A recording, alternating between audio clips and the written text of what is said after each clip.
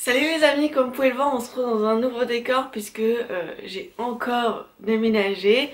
Quoi qu'il en soit, je m'excuse pour le bruit à venir parce que je suis à côté d'une rue passante et je me suis mis au plus près de la fenêtre pour avoir de la lumière. Donc inévitablement vous allez entendre des bruits de fond, ce qui est très désagréable. Malheureusement, je ne peux rien y faire, je m'en excuse. En tout cas, j'espère que cette vidéo va quand même vous plaire parce que aujourd'hui, mes petits sorciers, j'ai décidé de vous faire une vidéo sur Harry Potter.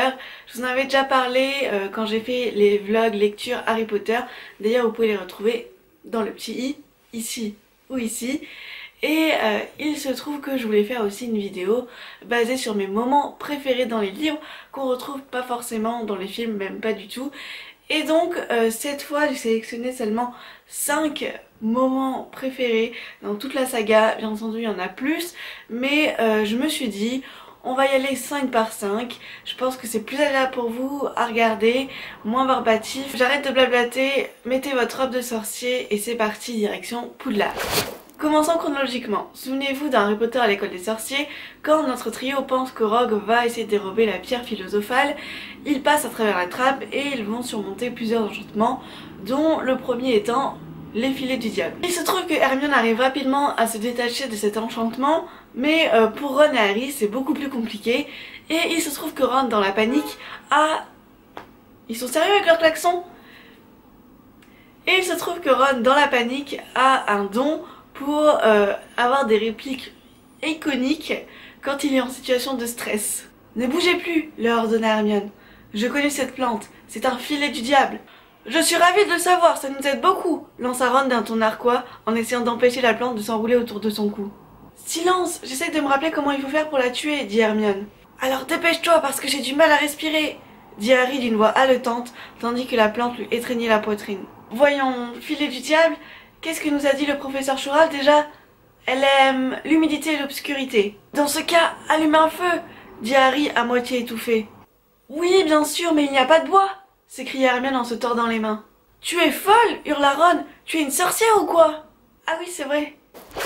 Le second extrait dont j'avais envie de vous parler, cette fois se situe dans Harry Potter et la Chambre des Secrets, et je suis vraiment déçue qu'on n'ait pas ajouté cette scène dans les films. J'aurais tellement aimé.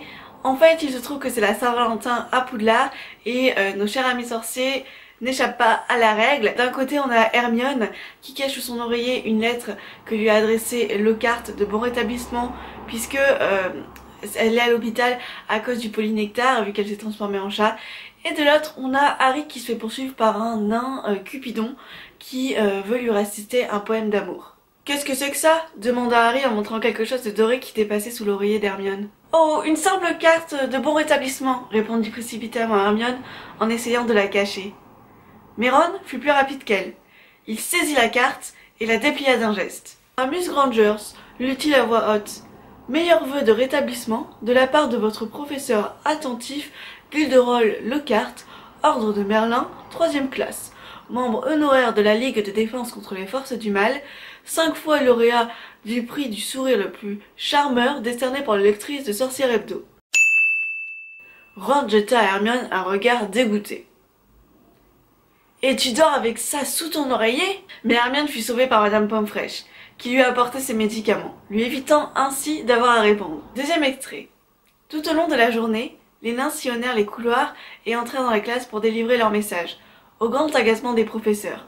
Vers la fin de l'après-midi, alors que les Gryffondors changeaient de salle pour aller au cours de sortilège, l'un des nains, le plus sinistre des 12, courut après Harry. « C'est toi, Harry Potter !» cria-t-il en donnant des coups de coude pour écarter les autres élèves. « J'ai un message musical à transmettre à Harry Potter en personne !» dit le nain en brandissant sa harpe d'un air menaçant. « Non, pas ici !» protesta Harry qui tentait de s'échapper. Paniqué, Harry voulut prendre ses jambes à son cou. Mais le nain le saisit par les genoux et le plaqua au sol. « Et maintenant, tu te tires tranquille !» dit le nain en s'asseyant sur les chevilles de Harry. « Voilà ton message chanté. Ses yeux sont verts comme un crapaud frais du matin. Ses cheveux noirs comme un corbeau, il est divin. C'est mon héros, c'est mon roi. Je voudrais tant qu'il soit à moi. Celui qui a combattu et vaincu le seigneur des ténèbres à main nue. » On continue ensuite avec le prisonnier d'Azkaban et là je suis vraiment en colère qu'ils aient pas mis cet extrait parce que pour moi c'est vraiment un des passages les plus drôles et les plus sympas de toute la saga en fait. Dans cet extrait, Drago a été blessé par Buck l'hippogriffe et donc à partir de là, il ne peut plus couper ses ingrédients pendant le cours de potion. Vous imaginez bien qu'il exagère un petit peu. Quoi qu'il en soit, il va s'en plaindre à Rogue qui lui va prendre un malin plaisir à impliquer notre trio dont Neville dans cette histoire et ça fait une des scènes que j'aime beaucoup. Monsieur, dit Malfoy, il me faudrait quelqu'un pour couper ces racines de marguerite. Je n'y arrive pas tout seul à cause de mon bras. Weasley, vous couperez les racines de Malfoy, dit Rogue sans même lever les yeux. Le teint de Ron devint rouge brique. Il n'a rien du tout, ton bras, souffla-t-il en se tournant vers Malfoy. Celui-ci lui adressa un sourire narquois. Weasley, tu as entendu ce qu'a dit le professeur Rogue?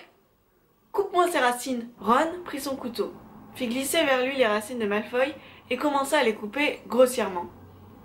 Professeur, dit Malfoy d'une voix traînante, Weasley abîme mes racines.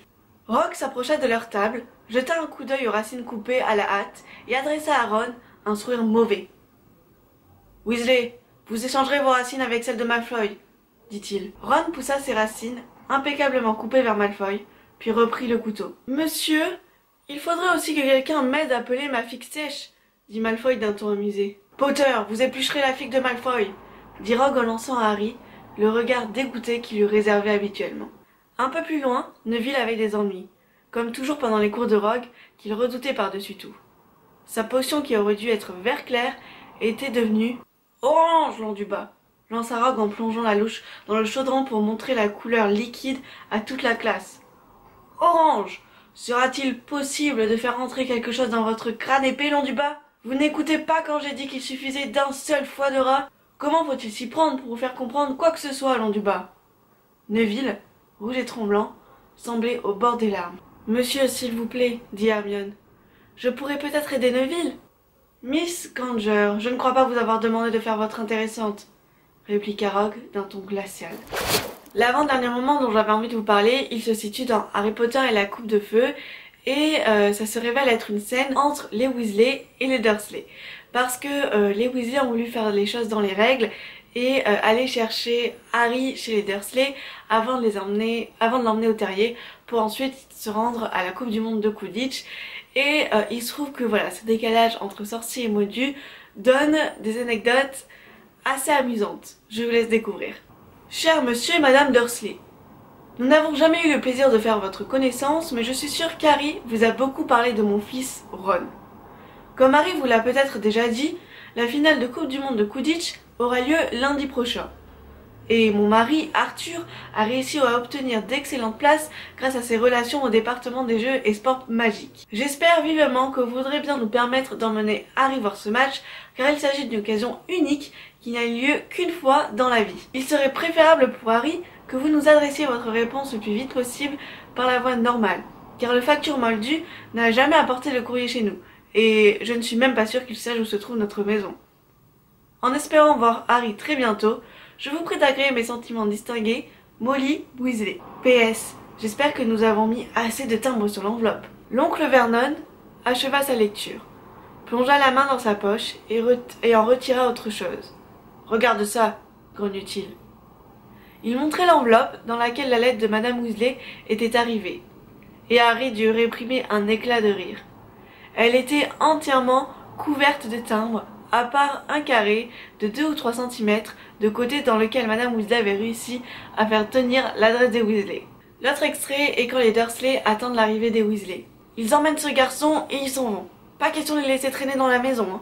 Si toutefois ils viennent, ils se sont probablement trompés de jour. On peut dire que la ponctualité n'est pas une valeur essentielle chez ces gens-là. Ou peut-être qu'ils roulent dans un vieux tas de ferraille qui est tombé en panne. Harry se leva d'un bond. De l'autre côté de la porte du salon, il entendit les 3 Dursley pris de panique se précipiter à l'autre bout de la pièce. Des coups frappés contre le mur et des raclements sonores s'élevaient dans la cheminée que les Dursley avaient condamnée et devant laquelle ils avaient installé un faux feu de bois électrique. Un instant plus tard, des voix retentirent à l'intérieur de la cheminée. « Aïe, Fred! Non! Recule, recule! Il y a une erreur quelque part! Dis à George de ne pas... Aïe! George! Non! On n'a pas assez de place! Retourne vite, tire à Ron! Peut-être que Harry nous entend, papa! Peut-être qu'il va pouvoir nous faire sortir d'ici! Harry! Harry! Tu nous entends? Madame Weasley, c'est Harry! La cheminée a été condamnée! Vous n'allez pas pouvoir passer par ici! Alors bon, dit la voix de Monsieur Weasley. Pourquoi donc ont-ils condamné cette cheminée? Ils préfèrent les feux électriques, expliqua Harry. Vraiment, dit la voix de Monsieur Weasley soudain intéressé. Comment tu dis? Éclectique? Avec une prise? Il faut absolument que je vois ça. Et ça se termine où les Weasley détruisent la cheminée des Dursley pour pouvoir sortir, mais à la fin, ils remettent toutes les choses en ordre, même si les Dursley restent complètement épouvantés. Le dernier extrait de cette vidéo est dans Harry Potter et l'Ordre du Phénix, et en fait c'est une scène entre Harry et McGonagall liée à Ombrage, puisque vous savez bien entendu que McGonagall entretient de très bonnes relations avec cette Ombrage, tout comme Harry d'ailleurs, et cette scène m'a fait mourir de rire. Encore une fois. Dans cette scène, Harry se fait renvoyer du cours d'Ombrage et donc il se rend dans le bureau de McGonagall. Entrez, Potter. Il l'a suivi à l'intérieur de son bureau. La porte se referma d'elle-même derrière eux. Alors, dit le professeur McGonagall en se tournant vers lui. C'est vrai? Qu'est-ce qui est vrai? Dit Harry d'un ton plus agressif qu'il ne l'aurait voulu. Professeur, ajouta-t-il pour essayer de paraître plus poli. Que vous vous êtes opposé au professeur Ombrage? Oui. Vous l'avez traité de menteuse?